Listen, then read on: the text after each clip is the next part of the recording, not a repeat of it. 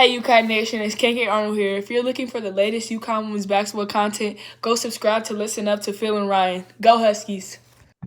Thank you, KK. The last check-in on Listen Up with Phil and Rye. Ryan, a good morning to you. Wednesday, November 13th, 2024. And on this episode, we are going to break down the game between North Carolina and your UConn Huskies. Ryan, we're going to say predictions for last, like always. Game prediction, who wins, and then the score. Ryan, this team finished, UNC that is, finished 20-13 overall last season with an 11-7 conference record. So not too bad of a team. And you told me that you're predicting a very a closer game than what these last two have been. Yeah. And then not only that, you told me that it could be a true battle down in the paint, maybe uh, down around the key. So, Ryan, I can't wait to see what you have to tell me as you break down this roster, head coached by Courtney Banghart. And I believe that this is the first road game of the season for the UConn Huskies. Yeah, we get a pretty special treat, an early top 15 matchup between these two teams, of course, in Greensboro, North Carolina on Friday night. Big game on ESPN2. Sure, a lot of people will be excited to watch this one as the Huskies take on the Tar Heels. Both teams, of course, undefeated, but this will be the real first test for both of these teams. It's a senior filled starting five for UNC.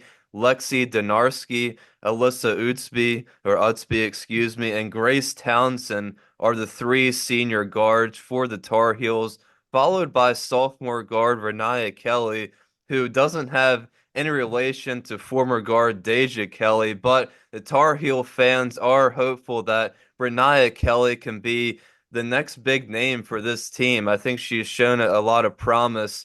But senior forward Mariah Gogton rounds out the starting five. So it's a four guard lineup for the Tar Heels, and really all of them can score. But I'm going to be watching out for Lexi Donarski, who's been the team's leading scorer thus far, and Renaya Kelly as well. Like I said, I think a lot of these fans in North Carolina think she has a lot of potential, and I think she can do some really special things this season for North Carolina. So she's probably one of those dark horse names that I'll kind of be keeping track of this season, but definitely can't sleep on her. And for our UConn Huskies, there's really not been that much to critique over the first two games. I think if they can get off to a quick start and kind of quiet the crowd a little bit, it'll be hard for North Carolina to come back. But I hope we continue to see that team chemistry that we just talked about, along with that suffocating defense that's allowing for all these fast break opportunities. We've seen a lot of assists, a lot of steals, and not many offensive turnovers for UConn. So hopefully we can just keep rolling along here, and hopefully there's not much to critique after this game either.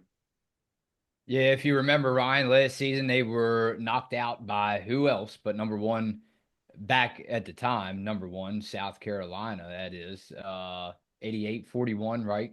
In the second round. So, yeah, Ryan, you're right. Not a lot to complain about so far against these UConn Huskies. Although I think, again, that we will see maybe a closer game at halftime, and then maybe the Huskies pull away in the third quarter. But again, my keys to the game, get the ball in Sarah Strong's hands a lot more. And I think this is going to be a battle. Maybe I don't know if you would call what would you call Ryan? One in the paint, or do you think the guards, obviously tremendous guards in UConn, do you think we'll get the three ball flashing a little bit more? Yeah, I think it's going to be more of a guard game. Of course, for North Carolina, them having four guards, I think they're going to try to come out shooting the ball a lot, but hopefully, UConn's defense can kind of stop that. But I think it might be a 3-point shootout maybe for both of these teams. But I think definitely for UConn, we have a lot of balance now with, we're getting the ball a lot to Sarah Strong. John L. Alfie, Ice Brady in the mix as well. So it's really hard to tell which one we're going to rely on, but I think UConn's going to rely on both of them for most of all these games throughout the season. But I think probably Paige will see her most minutes played thus far. Hasn't had to play in either of the fourth quarters in the first two games, but I expect this one to be a little closer. So I'm sure we'll see Paige and most of the starters still in towards the fourth quarter here in this game. So I'm kind of expecting a bigger game out of Page and maybe some of the guards as well. This will make you smile, Ryan. This is one of our regulars. I'm not going to say it used to be because she's still coming through. And it's great to see this name. Marcia Clark, Ryan. Let's go over to comments. She said, Phil and Rye, time to get the hats out. Love being able to keep up with your channel all the way from South Africa, which is why I've been a bit missing in action. Appreciate all you two do.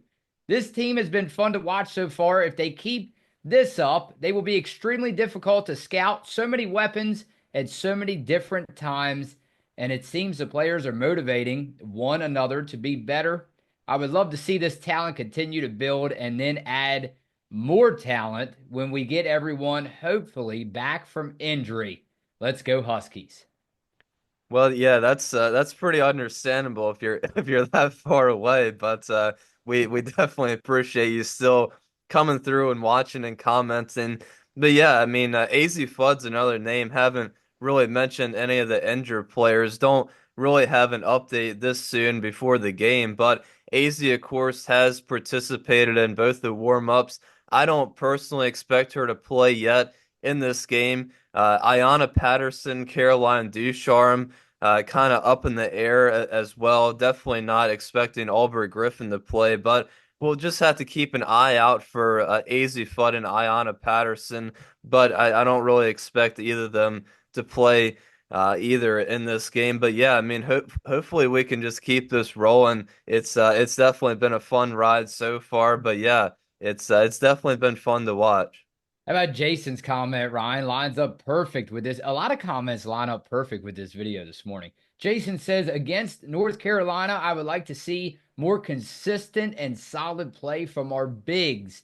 They have been playing well, but I need to see them establishing the inside with more authority. I'm also a little concerned about the speed of our defense against a quick team like North Carolina. Time to see if we can play team defense. Peace. Yeah, I think I really like the rebounding for UConn, but in terms of the offensive side of things, I think there is a little room for improvement. But Jana and Sarah Strong have definitely uh, been kicking butt so far during the season so far. But yeah, I think there's definitely always room for improvement. And of course, it's a tougher challenge. So North Carolina, of course, like Jason mentioned, a faster team. They're going to be more powerful on offense. So, like I said, creating those turnovers, getting the steals, going out in fast break, what UConn does so good. Definitely have to provide that during this game to kind of get North Carolina off of their game and get out to a quick lead and be able to hold that during the game. Another person said, I'm so pumped for the UConn UNC game. Another great comment, Ryan. We all have to remember this is their first ranked game and road game on November 15th. We have to see how the team chemistry goes. Gino is still figuring out the proper rotations. So this will be a great opportunity to see their team chemistry against a ranked team. Of course, defense is the main key. These freshmen are the only ones who will be tested to see if they can handle well on the road. I still have faith in Sarah, Jonna, Allie, and Morgan. Ashlyn's improvement is such amazing to watch. Looking forward to seeing more of her performances. Hope we can see Paige score more than 30 points soon. Yeah, and like I said, it might come during this game because I think Paige is probably gonna play close to 30, 35 minutes, somewhere between 30 and 35, if I had to guess. But yeah, Ashlyn's been doing really good, leaving off just where she or picking up where she left off from last season. The bigs have been playing good, so yeah, I think we could definitely see some highest scoring from so far out of some of these players for the season. So I think it's going to be a good matchup. Listen up, just me said, listen up. At this point, I have to say Gino has two starting fives. Yeah. We have Yeah. to go back and edit the starting lineup video, Ryan.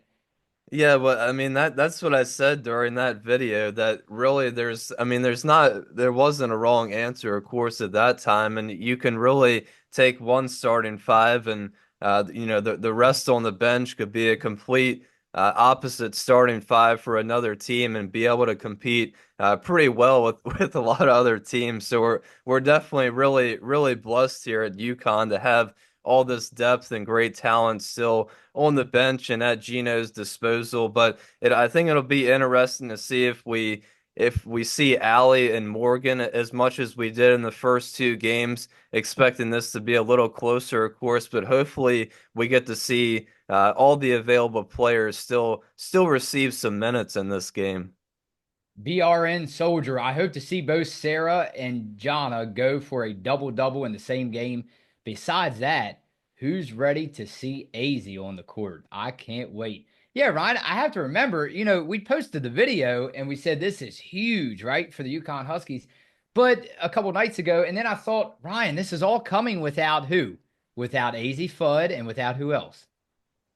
Yeah, AZ Fudd, Aubrey Griffin, and the bigs have been doing their thing without Ayanna Patterson as well. So it's I mean I don't really think it's surprising, but it's definitely really good to see that, Yeah. only 10 players out of the 14 available, and we're seeing all this team chemistry, like we said, with the new faces and not everybody available. So I think it's even somehow going to get better than what it always what it already has been thus far. All right, we love you all. We appreciate you all. Like, comment, and subscribe. Ryan, these comments are getting me pumped up. They are getting me pumped up for Friday night. I can't wait. We all know that you can't wait. We will be back immediately following the game for a great, I feel like it's going to be a great game recap, Ryan. Stevie Kinsey said, thanks for this, guys. I couldn't wait for the game recap either. Can't wait to watch our Huskies in action again on Friday. Ryan, your prediction and your score. Who wins this one? Yeah, I mean, I think a lot of people were obviously expecting this to be a little closer than the first two games for UConn, but I don't really think UConn's gonna have to sweat too much. I think maybe at first it'll be a little closer and then UConn will be able to pull away. I don't think it's really gonna be another blowout win, but I think UConn will be able to handle North Carolina. I'm gonna say final score UConn 82, North Carolina 68. Oh man, you're putting me in a tough spot, Ryan. I'll go obviously UConn winning this one on Friday night on ESPN2. I'll go UConn 89, Tar Heels 62. How about that one, Ryan? Close game at half, but I expect the third and fourth quarters to really bang out, if you will. And Ryan, I will see you following the game. It'll be first road game, right? First road game. Greensboro Coliseum Complex. Ryan, I'll see you on Friday. Can't wait with my popcorn. Let me know if you need a bag. Phil and Rye on Listen Up.